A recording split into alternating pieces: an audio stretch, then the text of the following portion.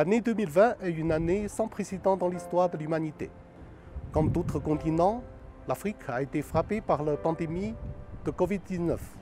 Si l'on y ajoute l'invasion de criquets pèlerins, des inondations dans plusieurs pays de l'Afrique de l'Est, les élections qui ont eu lieu dans plusieurs pays africains, on peut dire que l'Afrique a connu de nombreux défis pendant cette année difficile.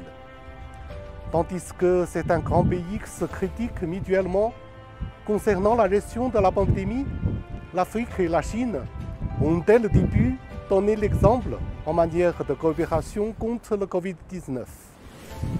En juin, un sommet spécial a regroupé les dirigeants chinois et africains dans le but de lutter de manière concertée contre l'épidémie.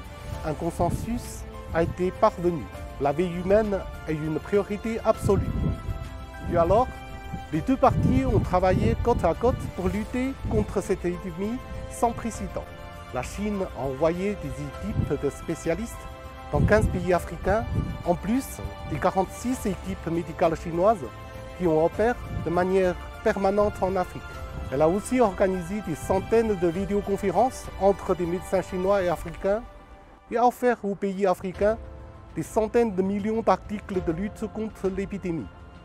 La coopération sino-africaine face au Covid-19 est l'aboutissement des 20 années de coopération visant à créer une communauté de destin sanitaire Chine-Afrique.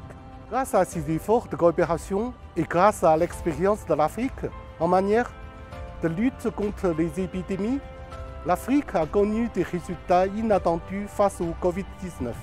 Elle compte beaucoup moins de personnes infectées que d'autres continents.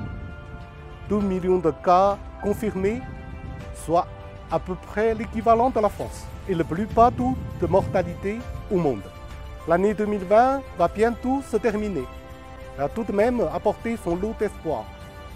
La zone de libre-échange continentale africaine sera officiellement lancée début 2021. La pandémie a également permis de développer le commerce en ligne, les solutions de paiement en ligne et de nombreuses autres innovations en Afrique. Tout cela permettra à la coopération sino-africaine de connaître à l'avenir un développement encore meilleur.